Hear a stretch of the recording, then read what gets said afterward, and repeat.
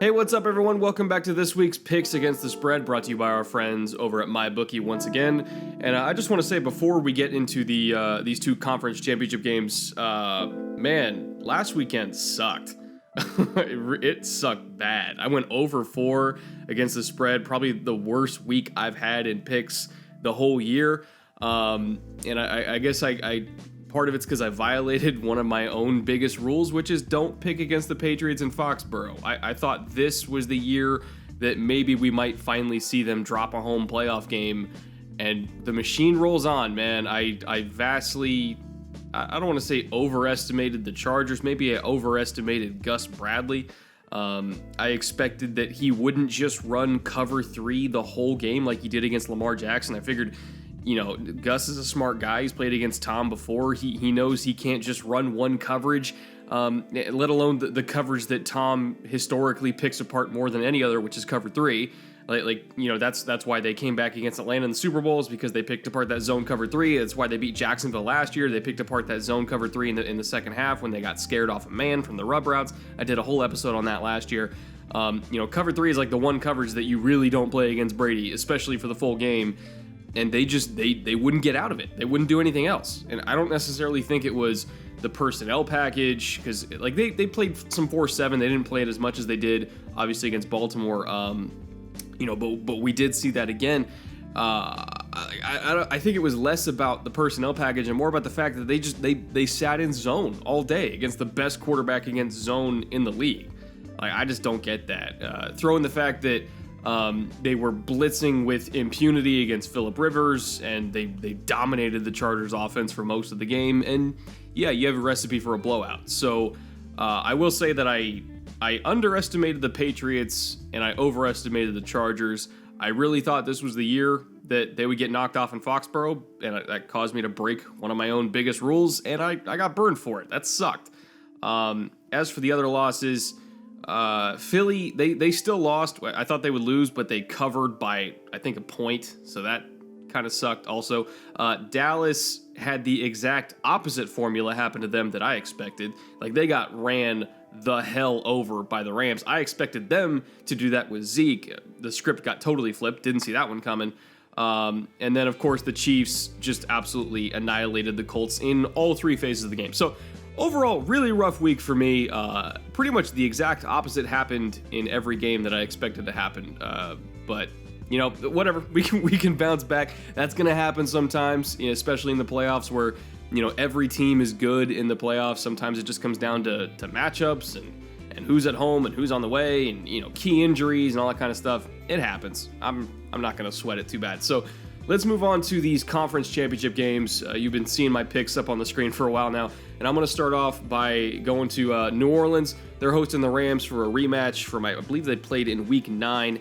And I mentioned earlier that one of my rules is don't pick against the Patriots in Foxborough in the playoffs, and I broke that last week, and that killed me. My other rule is don't pick against the Saints in New Orleans. And so I learned my lesson. I'm not going to break my rule. As much as I like the Rams in this game, I think it's going to be a dogfight to the very end.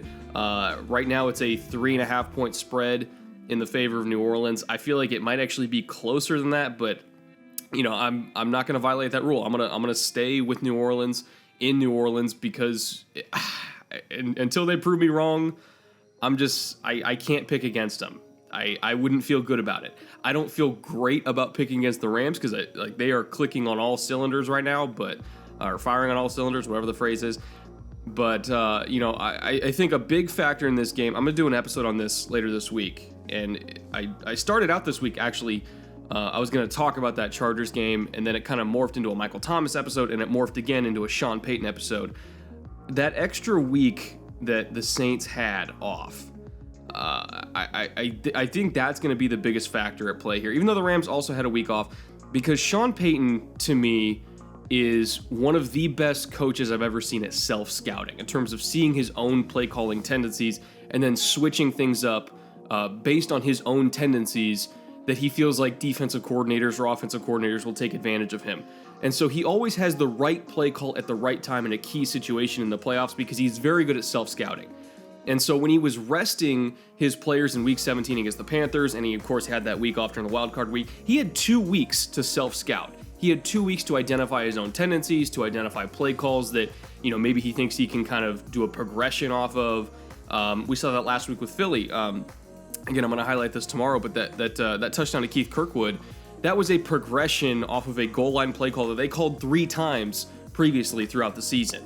And so they put it on tape, and it worked the first time against Cleveland, and then it failed 2 times. And so he kind of identified that as a tendency in himself, and then built a play off of that to then get Philly in a gotta have it 4th and goal touchdown to Keith Kirkwood that kind of got them back into the game and sparked their comeback. So, he's a phenomenal coach at self-scouting, and the fact that he had an extra week to self-scout compared to the Rams is huge, absolutely huge. And so I feel like when you combine the home field advantage, Sean Payton's big game ability, his I guess you can call it clutchness in terms of having the right play call at the right time, I think that's going to be the big difference in this game. It's going to be very close, and I love Sean McVay as a coach. I love his offensive personnel. His defense has actually kind of come to play a little bit ever since Aqib Talib got back. But I believe in Sean Payton, and I believe in Drew Brees in that dome a little bit too much for me to pick against them right now. Again, I can't wait for this game. Going to be phenomenal either way, but the Saints are just, they're beastly this year, man. I think they're going to go to the Super Bowl. And that'll bring me to the AFC Championship game, where I think the opponents for the Saints are going to end up being the Kansas City Chiefs.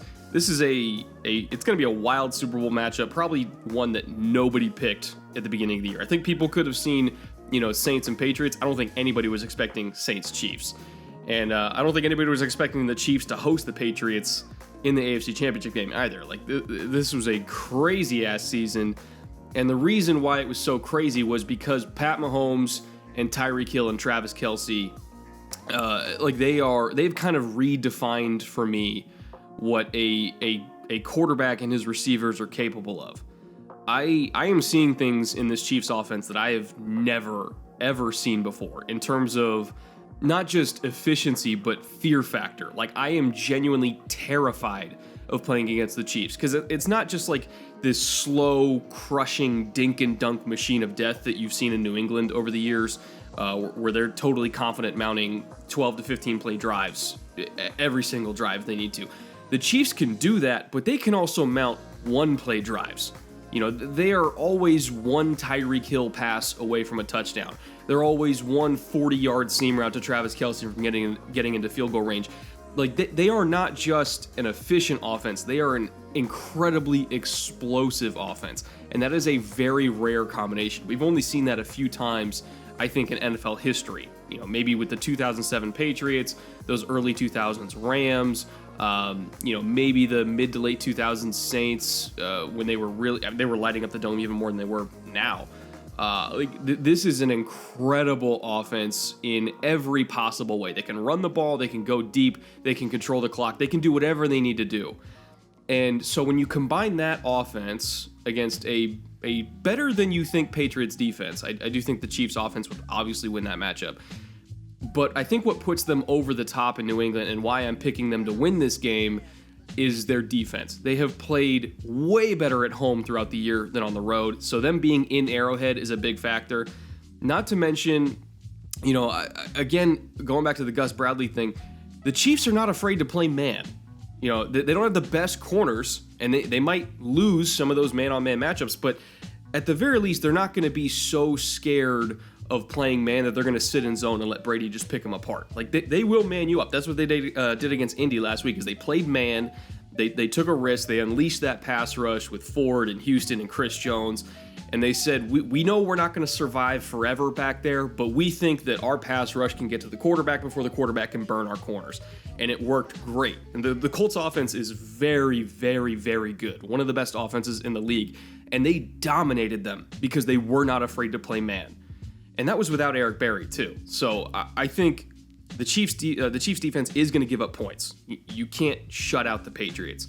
But I think because they're more aggressive and they're more willing to take chances, you got to take chances to beat Tom Brady. You got to take chances in man. I think they're going to do that. And they have a pass rush that I think can disrupt him. Chris Jones inside especially.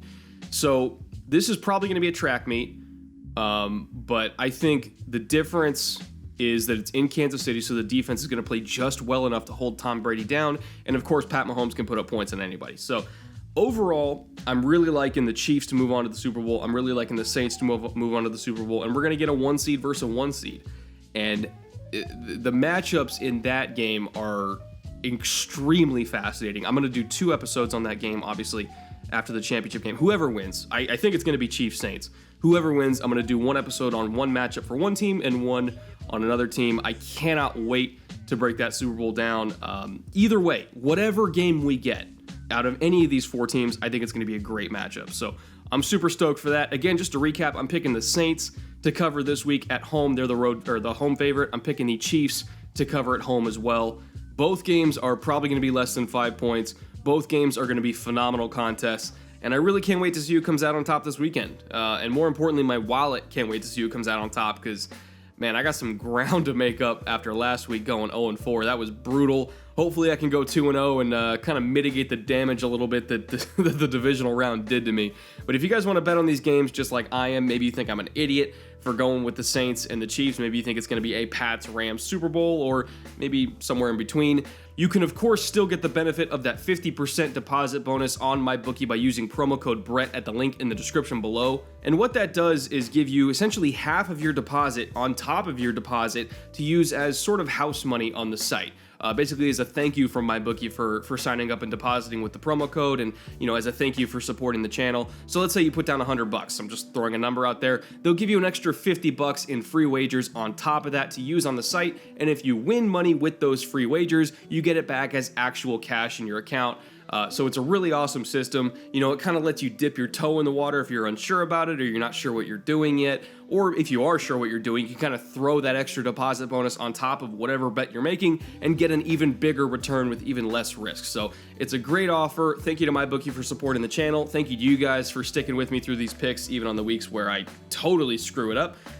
And hopefully we have a good couple games this weekend. I'm super excited to see who comes out on top. And I will see you guys back next week with some Super Bowl picks, and I'm going to have some Super Bowl prop bet picks as well, so stay tuned for those. And of course, I have another full Film Room episode coming later this week on the great Sean Payton and all of his in-game adjustments and self-scouting and stuff. It's a really fascinating episode, so hopefully you guys like that, and I'll be back later this week. So until then, later.